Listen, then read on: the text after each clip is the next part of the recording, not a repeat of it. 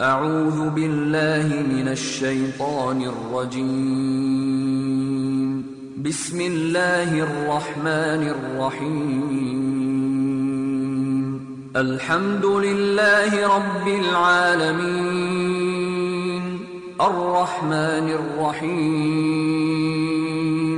مالك يوم الدين إياك نعبد وإياك نستعين اهدنا الصراط المستقيم. إن الحمد لله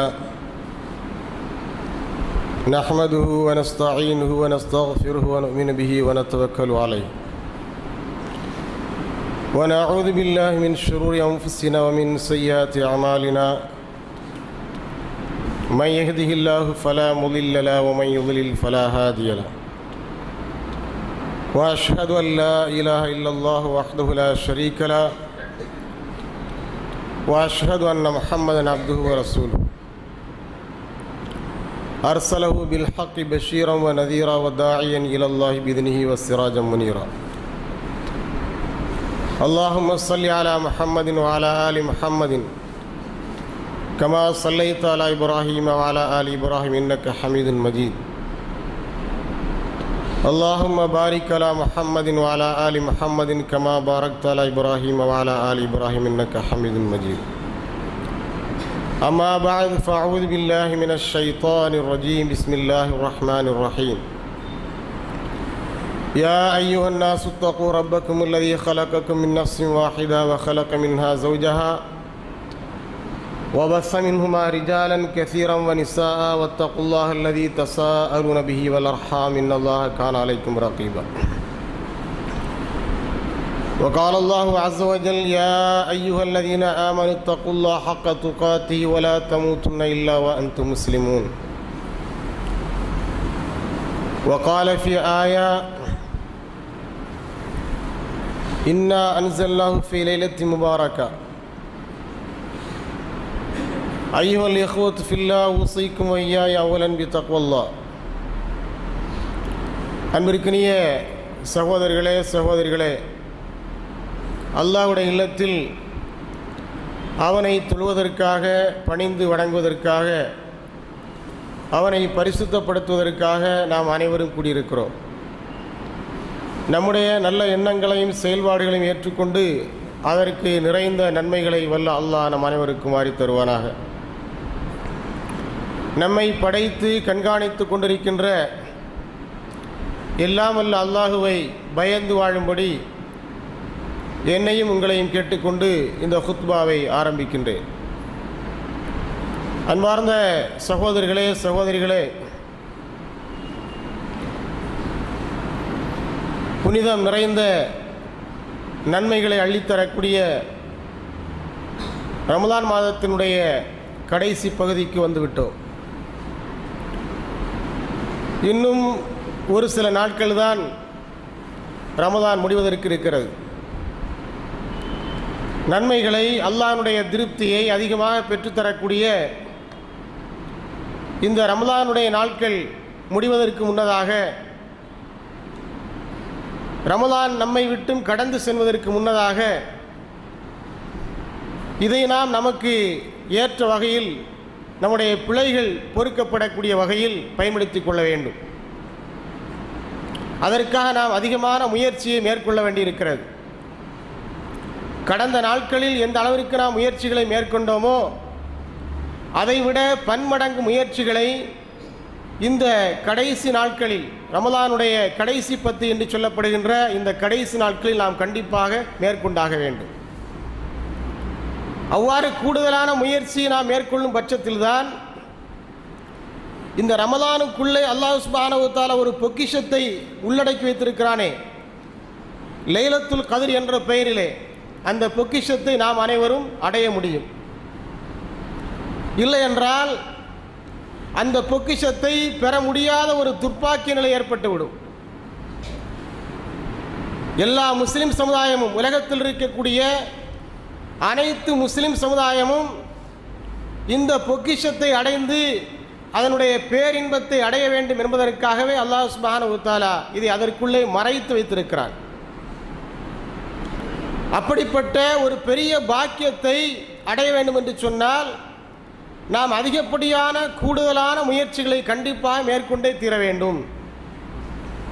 நபி ஸல்லல்லாஹு அலைஹி வஸல்லம் அவர்கள் ரமதானுடைய காலத்தில் குறிப்பாக பிந்திய 10 நாட்களில் அதிகமான ஈடுபாட்டை காண்பித்திருக்கிறார்கள்.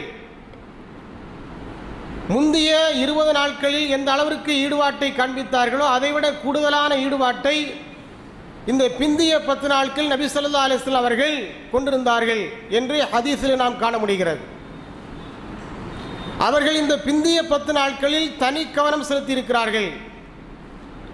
அதற்காக கூடுதல் முயற்சி எடுத்திருக்கிறார்கள். நபி ஸல்லல்லாஹு அலைஹி வஸல்லம் அவர்களை பொறுத்தவரையில் அவர்கள் அவ்வாறு கூடுதலான முயற்சியை மேற்கொள்ள வேண்டிய அவசியம் எதுவுமே கிடையாது. ஏனென்று சொன்னால் அவர்கள் முந்திய பிந்திய பாவங்கள் எல்லாம் மன்னிக்கப்பட்டவர்கள். அல்லாஹ்வினுடைய அருளை திருப்தியை ஏற்கனவே பெற்றுவிட்டவர்கள்.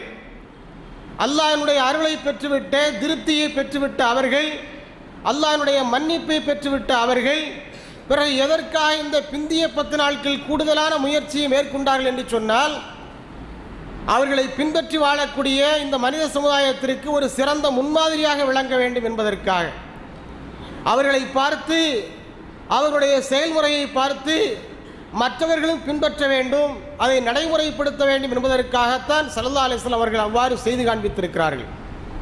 எனவே மற்ற நாட்களில் நாம் எந்த அளவிற்கு கவனக்குறைவாக இருந்தோமோ அதுபோன்ற கவனக்குறைவை இந்த 10 நாட்கள் நாம் யாரும் கண்டிப்பாக காட்டக்கூடாது. இதில் கூடுதலான முயற்சிகளை நாம் மேற்கொள்ள வேண்டும்.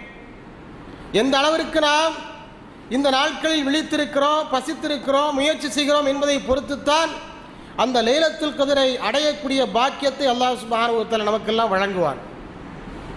அதில் அதிகமான முயற்சிகளை கூடுதலான கவனத்தை எடுக்கக்கூடியவர்களுக்கு செலுத்தக்கூடியவர்களுக்கு அந்த பாக்கியத்தை அல்லாஹ் நிச்சயமாக வழங்குவான் என்பதில் எந்த விதமான சந்தேகம் கிடையாது. இந்த நாட்கள் நம்முடைய பிழைகளை பொறுக்கக்கூடிய நாட்கள், நம்முடைய பாவங்களை எல்லாம் அல்லாஹ் மன்னிக்கக்கூடிய நாட்கள், நம்மை கழுவி சுத்தப்படுத்தக்கூடிய நாட்கள். அதற்கு நாம் நம்மை தயார்படுத்திக் கொள்ள வேண்டும். நபி ஸல்லல்லாஹு அலைஹி வஸல்லம் சொன்னார்கள், 3 பேர்கள் அழியட்டுமாக என்று சொன்னார்கள். அவர்கள் மண்ணை கவட்டுமாக என்று சொன்னார்கள். அதில் ஒருவர் யார் என்று சொன்னால் முஹம்மது ஸல்லல்லாஹு அலைஹி வஸல்லம் அவருடைய பெயர் சொல்லப்பட்டும் கூட யார் அவர்கள் மீது ஸலவாத்து சொல்லாமல் இருந்தாரோ அவர் அழிந்து போகட்டுமாக, தோற்று போகட்டுமாக, மண்ணை கவட்டுமாக என்று சொன்னார்கள். இரண்டாவதாக வயோதிகம் நிறைந்த பெற்றோரை பெற்றிருக்கக்கூடிய ஒருவர் அந்த பெற்றோருக்கு பணிவிடைகள் செய்வதன் மூலமாக, அவர்களுக்கு சேவைகள் செய்வதன் மூலமாக, அவர்களுக்கு செய்ய வேண்டிய கடமைகளை முழுமையாக நிறைவேற்றுவதன் மூலமாக யார் சொர்க்கத்தை அடையவில்லையோ அவர் மண்ணை கவட்டுமாக என்று சொன்னார்கள். வயது முதிர்ந்த பெற்றோர்கள் நமக்கு இருக்கிறார்கள் என்று சொன்னால் நாம் பாக்கியம் பெற்றவர்கள் என்பது அதனுடைய பொருள். அவர்கள் மூலமாக ஈஸியாக எளிதாக சொர்க்கத்தை அடைந்து விடலாம். அப்படிப்பட்ட ஒரு எளிமையான வாய்ப்பு இருந்தும் கூட அதை ஒருவன் நழுவ விடுகிறான் என்று சொன்னால் அவன் துர்ப்பாக்கியசாலி, அதனால் அவன் அழிந்து போகட்டுமா என்று சொன்னார்கள். மேலும் சொன்னார்கள், மூன்றாவதாக ரமதான் மாதத்தை ஒருவர் அடைந்தும் யாருடைய பிழைகள் பொறுக்கப்படவில்லையோ, யாருடைய பாவங்கள் மன்னிக்கப்படவில்லையோ அவர் அழிந்து போகட்டுமா என்று சொன்னார்கள். இப்போ ரமதான் மாதம் எதற்காக வந்திருக்கிறது என்று சொன்னால் நம்முடைய பாவங்களை மன்னிப்பதற்காக, நாம் செய்த குற்றங்களை அல்லாஹ் மன்னித்து நம்மை கழுவி சுத்தப்படுத்துவதற்காகத்தான் இந்த அருமையான மாதத்தை அல்லாஹ் நமக்கு வழங்கியிருக்கிறான். இந்த மாதத்தை, இந்த அருமையான வாய்ப்பை ஒருவர் பெற்றிருந்தும் கூட அதை பயன்படுத்தாமல் நழுவ விட்டார் என்று சொன்னால், அதை உதாசீனப்படுத்தினார் என்று சொன்னால், அதற்குரிய மரியாதையை தரத் தவறினார் என்று சொன்னால் நிச்சயமாக அவர் துர்ப்பாக்கியசாலி, பாக்கியம் இழந்தவர், அல்லாஹ்வுடைய அருளை இழந்தவர் என்பதில் எந்த விதமான சந்தேகத்திற்கும் இடம் கிடையாது. எனவே இந்த 3 பேர்கள் நம்முடைய கவனத்திற்குரியவர்கள். அதில் 3ஆமவராக நபி ஸல்லல்லாஹு அலைஹி வஸல்லம் சொன்னார்களே அவர் மிக மிக கவனத்திற்குரியவர். அப்படிப்பட்ட பாக்கியங்கள் நிறைந்த நன்மைகளை அள்ளித்தரக்கூடிய ஒரு அருமையான அல்லாஹ்வினால் சிறப்பித்து சொல்லப்பட்ட இந்த ரமதான் மாதத்தினுடைய கடைசி 10 நாட்களில் நாம் என்ன செய்கிறோம்? இருந்து கொண்டிருக்கிறோம். இன்னும் சில நாட்கள் தான் இருக்கிறது. இந்த ரமதான் பூர்த்தி அடைவதற்கு இன்னும் சில நாட்கள் தான் இருக்கிறது. இந்த நாட்களை, இந்த விரல் விட்டு எண்ணக்கூடிய இந்த நாட்களை நமக்கு சாதகமாக, நம்முடைய பாவங்கள் மன்னிக்கப்படுவதற்கு சாதகமாக எந்த அளவிற்கு பயன்படுத்த முடியுமோ அந்த அளவிற்கு நாம் பயன்படுத்திக் கொள்ள வேண்டும். இந்த நாட்களை எவ்வாறு பயன்படுத்த வேண்டும், இதெல்லாம் நிறைவேற்ற வேண்டிய அமல்கள் என்ன என்பதையெல்லாம் நபி ஸல்லல்லாஹு அலைஹி வஸல்லம் அவர்கள் நமக்கு முன்மாதிரியாக இருந்து நினைச்சிருக்கிறாங்க, சொல்லி தந்திருக்கிறார்கள், காண்பித்திருக்கிறார்கள். ஹதீஸிலே காணப்படுகிறது, ரமலானுடைய பிந்திய 10 நாட்கள் வந்துவிட்டால் நபி ஸல்லல்லாஹு அலைஹி வஸல்லம் அவர்கள் என்ன செய்வார்கள் என்பதை பற்றி சொல்லும்போது அவருடைய அருமை மனைவி ஆயிஷா ரலியல்லாஹு அன்ஹா அவர்கள் அறிவிக்கிறார்கள், ரசூலுல்லாஹி ஸல்லல்லாஹு அலைஹி வஸல்லம் அவர்கள் பிந்திய 10 நாட்களுக்குள்ளே, ரமலானுடைய பிந்திய 10 நாட்களுக்குள்ளே நுழைந்து விட்டால் ஷத்தன் இஸ்ரஹு, அவர்கள் இல்லற வாழ்க்கையிலிருந்து விலகி விடுவார்கள் என்று சொன்னார்கள். மனைவியோடு கூட மாட்டார்கள், அதிலிருந்து அவர்கள் விலகி இருப்பார்கள். இத்தனைக்கும் ரமதானுடைய இரவு காலங்களில் மனைவியோடு கூடுவதற்கு மார்க்கம் அனுமதி வழங்கியிருக்கிறது. ஆனாலும் ஸல்லல்லாஹு அலைஹி வஸல்லம் அவர்கள் பிந்திய 10 நாட்கள் அதை தவிர்த்திருக்கிறார்கள். காரணம் என்னவென்று சொன்னால், முழுமையாக இபாதத்தில் கவனம் செலுத்த வேண்டி இருக்கிறது. அதில் செலுத்த வேண்டிய கவனத்தில் ஏதேனும் குறைபாடு ஏற்பட்டுவிடக்கூடாது. அந்த இபாதத்தில் கவனம் முழுமையாக செலுத்தப்பட வேண்டும் என்பதற்காக அவர்களுக்கு அனுமதி வழங்கப்பட்டிருந்தும், ஒட்டுமொத்த இஸ்லாமிய சமுதாய மக்களுக்கும் இரவிலே அனுமதி வழங்கப்பட்டிருந்தும் கூட நபி ஸல்லல்லாஹு அலைஹி வஸல்லம் அவர்கள் அதை தவிர்த்திருந்திருக்கிறார்கள் என்று சொன்னால் அதற்கு என்ன காரணம்? இபாதத்தில் முனைப்பு காட்ட வேண்டும், அதில் தீவிர கவனம் செலுத்த வேண்டும், ஈடுபாடு காட்ட வேண்டும் என்பதற்காகத்தான் அவ்வாறு செய்திருக்கிறார்கள் என்பது ஹதீஸில் இடம்பெற்றிருக்கக்கூடிய செய்தியாகும். ஆக ரசூலுல்லாஹ் இதன் மூலமாக நமக்கு என்ன உணர்த்த வருகிறார்கள் என்று சொன்னால், நீங்கள் சாதாரண நாட்களை போல இந்த நாட்களை எடுத்துக்கொள்ளாதீர்கள். நீங்கள் எந்த அளவிற்கு தீவிர கவனம் செலுத்துகிறீர்கள் என்பதை பொறுத்துத்தான் நீங்கள் அந்த லைலத்துல் கத்ரை அடைய முடியுமா முடியாதா என்பது தீர்மானிக்கப்படுகிறது என்ற பேருண்மையைத்தான் ஸல்லல்லாஹு அலைஹி வஸல்லம் நினைச்ச நமக்கு இதன் மூலமாக தெரியப்படுத்துகிறார்கள். அடுத்ததாக ஹதீஸில் வருகிறது, வஹ்யா லைலஹு, இரவு முழுக்க ஹயாத்தாக்குவார்கள், இல்லற உறவை துண்டித்துடுவார்கள். முதலாவதாக. இரண்டாவதாக, இரவு முழுக்க அவர்கள் ஹயாத்தாக்குவார்கள். இரவிலே அவர்கள் உறக்கத்திற்காக சிறிய நேரத்தை கூட ஒதுக்க மாட்டார்கள் என்ற செய்தியைத்தான் ஹதீஸுகளை ஆராய்ச்சி செய்யும் போது நமக்கு தெரிய வருகிறது.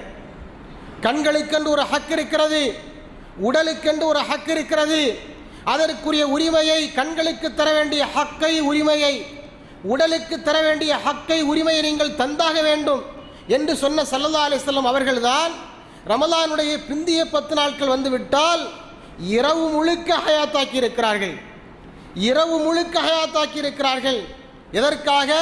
நின்று வணங்குவதற்காக, அல்லாஹுவை மகிமைப்படுத்துவதற்காக, அல்லாஹுவை பெருமைப்படுத்துவதற்காக, அல்லாஹ்விடம் அருள் தேடுவதற்காக அந்த நாட்களை அவர்கள் அவ்வாறு செய்திருக்கிறார்கள். இரவு நேரத்தை அவ்வாறு அவர்கள் பயன்படுத்தி இருக்கிறார்கள்.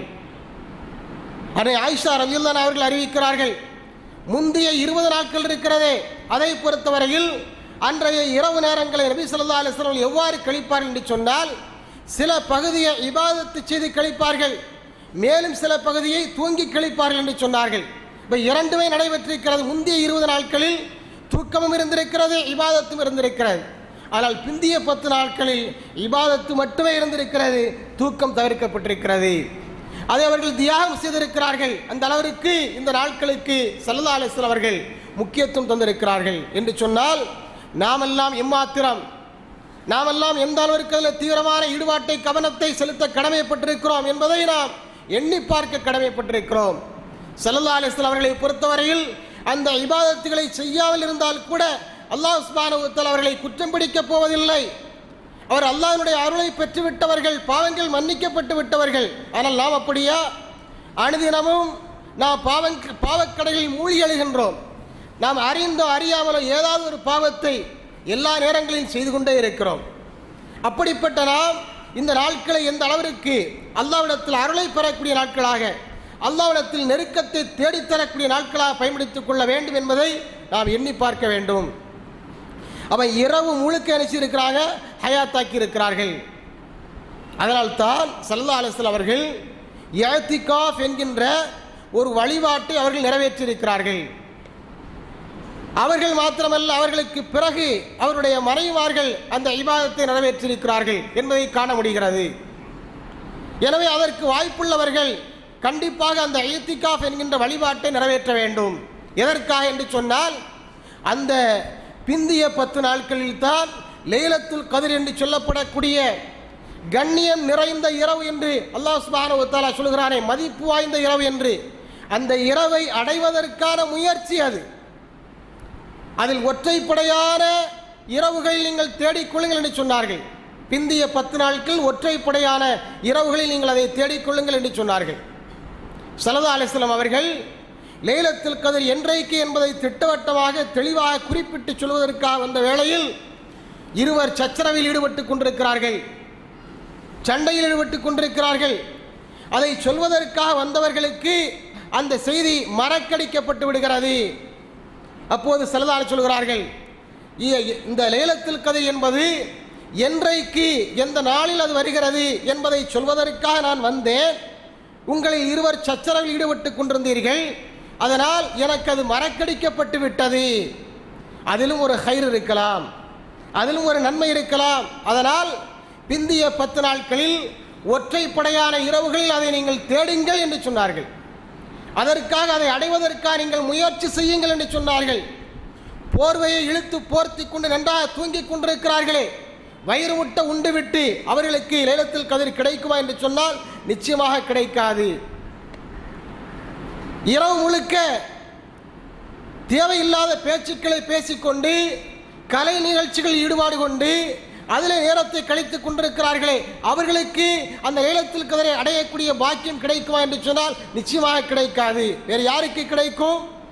அந்த நேரத்தில் என்ன செய்ய வேண்டும், அந்த நேரத்தை எப்படி பயன்படுத்த வேண்டும் என்று அன்னலார் நமக்கு சொல்லியிருக்கிறார்களோ அந்த வழியில் பயன்படுத்துகிற பொழுதுதான் அந்த லைலத்துல் கத்ரை நாம் என்ன செய்ய முடியும், அடைய முடியும். அது சாதாரண இரவல்ல. அதனுடைய கண்ணியத்தை, அதனுடைய பெருமையை நம்மில் பலரும் புரியாமல் இருக்கிறோம். அல்லாஹ் சுப்ஹானஹு வ தஆலா பிரத்யேகமாக அதற்காக ஒரு அத்தியாயத்தை அருளியிருக்கிறார்.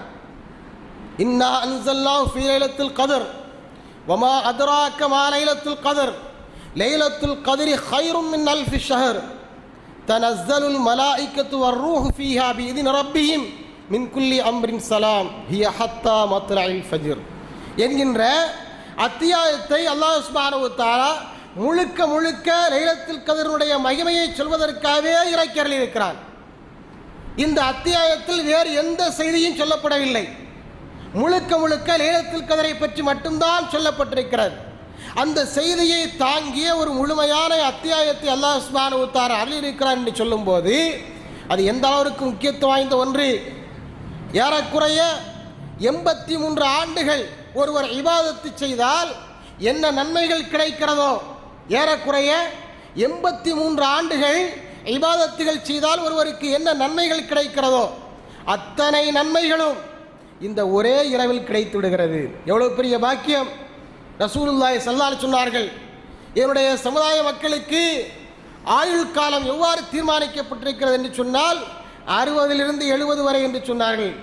ஒவ்வொருவருடைய சராசரி ஆயுள் 60லிருந்து 70 வரை என்று சொன்னார்கள். அப்படி தீர்மானிக்கப்பட்ட ஆயுளை பெற்றிருக்கக்கூடிய நாம் அதற்கு மேலே வாழக்கூடியவர்கள் மிகச் சொற்பமானவர்கள் தான் இருப்பார்கள். அதில் இபாதத்து செய்ய முடியாத நிலையில் சக்தியற்றவர்களாகத்தான் இருப்பார்கள்.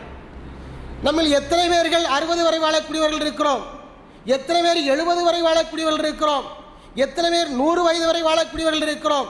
அப்படி வாழ்ந்தாலும் கூட அந்த அளவிற்கு கூடுதலான இபாதத்துகளை செய்யக்கூடிய வாய்ப்புகள் நமக்கு கிடைக்காது. அதனால் இந்த சமுதாயத்திற்கு, இந்த உம்மத்தை முஹம்மதியா என்று சொல்லப்படக்கூடிய இந்த சமுதாயத்திற்கு அல்லாஹ் சுப்ஹானஹு வ தஆலா அப்படி ஒரு வாய்ப்பை உருவாக்கி தந்திருக்கிறான். நமக்கு முன்னாலே வாழ்ந்த சமுதாய மக்கள் இருக்கிறார்களே, அவர்களுக்கெல்லாம் ஏராளமான ஆயுள் காலங்கள் வழங்கப்பட்டிருக்கின்றன.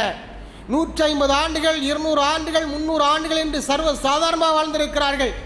நபி நூஹ் அலைஹிஸ்ஸலாத்து வஸ்ஸலாம் அவர்கள் 950 ஆண்டு காலம் இந்த பூமியில் வாழ்ந்து ஏகத்துவ பிரச்சாரத்தை செய்தார்கள் என்ற தகவல் குர்ஆனில் சொல்லப்பட்டிருக்கிறது. இவ்வாறு நூற்றுக்கணக்கான ஆண்டுகள் நமக்கு முன்னாலே வாழ்ந்த சமுதாய மக்களுக்கு ஆயுள் காலமாக வழங்கப்பட்டிருந்தது. ஆனால் நமக்கு அந்த வாய்ப்பில்லை. நமக்கு ஆயுள் காலம் மிக சுருக்கமாகத்தான், குறுகிய காலத்தில் தான் வழங்கப்பட்டிருக்கிறது. இந்த சுருக்கமான காலத்தில், இந்த குறுகிய ஆயுள் காலத்தில் நிறைந்த அமல்களை செய்வதற்குரிய வாய்ப்புகள் எங்கே இருக்கிறது? அதற்குரிய பொன்னான வாய்ப்பாகத்தான் அல்லாஹ் சுப்ஹானஹு வ தஆலா இந்த லைலத்துல் கத்ர் என்று சொல்லப்படக்கூடிய கண்ணியம் நிறைந்த, மதிப்பு நிறைந்த இரவை அல்லாஹ் நமக்கு உருவாக்கி தந்திருக்கிறான். உருவாக்கி தந்துவிட்டு அல்லாஹ் கேள்வி எழுப்புகிறான், என்னிடத்தில் பாவமன்னிப்பு கேட்பவர்கள் உண்டா? என்னிடத்தில் கோரிக்கைகளை முன்வைக்கக்கூடியவர்கள் உண்டா?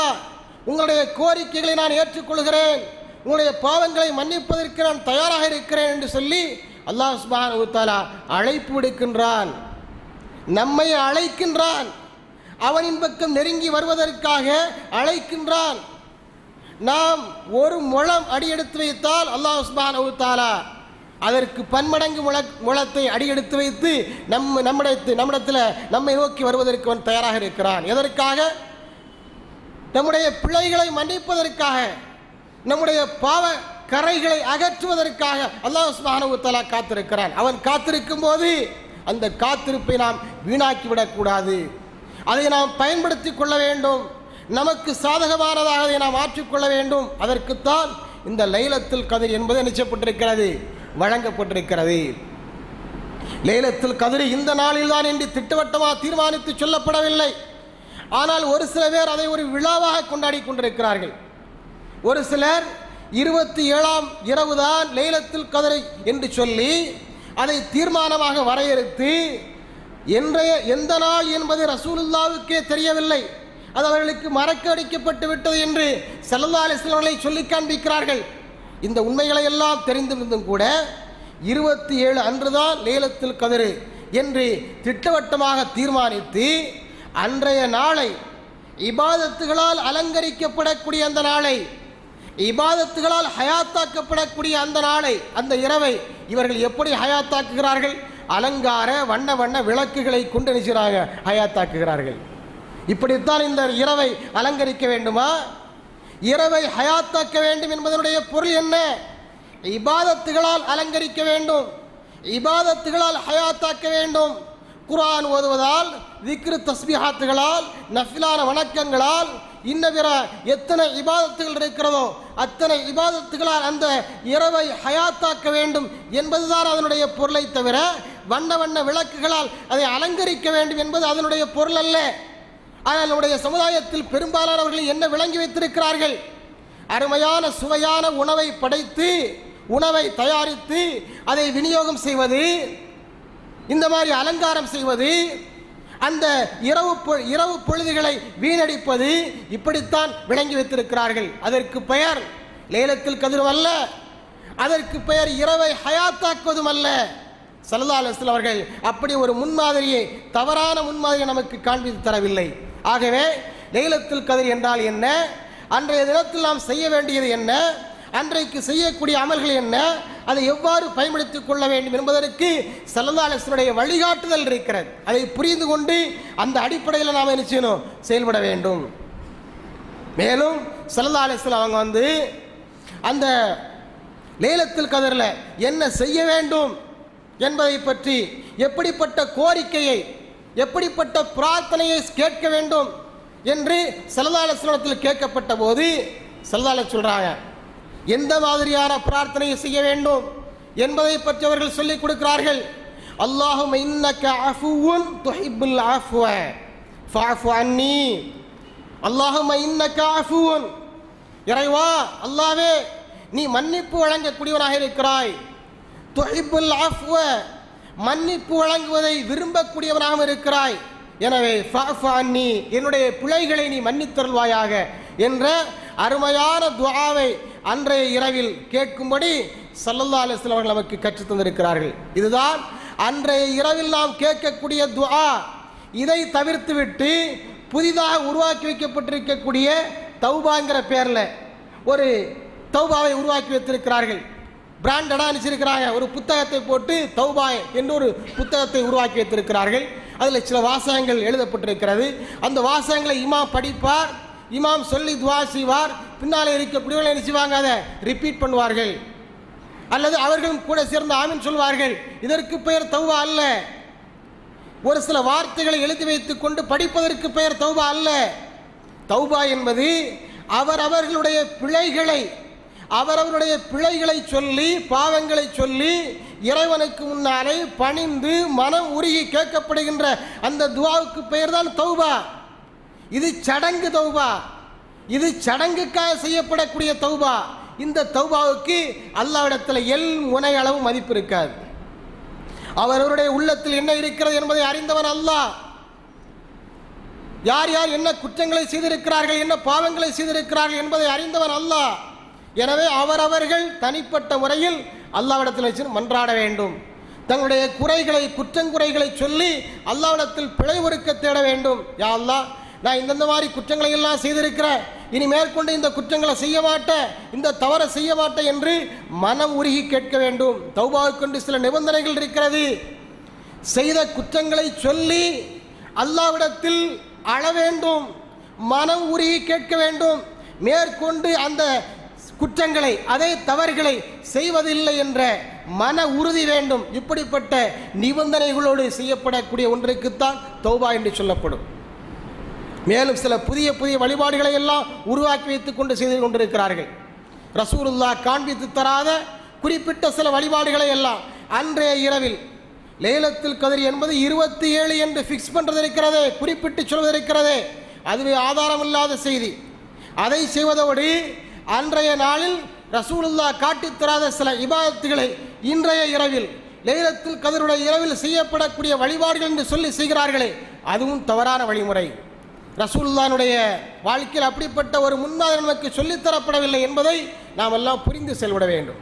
எனவே லைலத்துல் கத்ருடைய இரவை பிந்திய 10 நாட்கள் வரக்கூடிய அந்த ஒற்றைப்படையான இரவுகளில் நீங்கள் லைலத்துல் கத்ரை தேடுங்கள் என்று சொன்னார்கள்.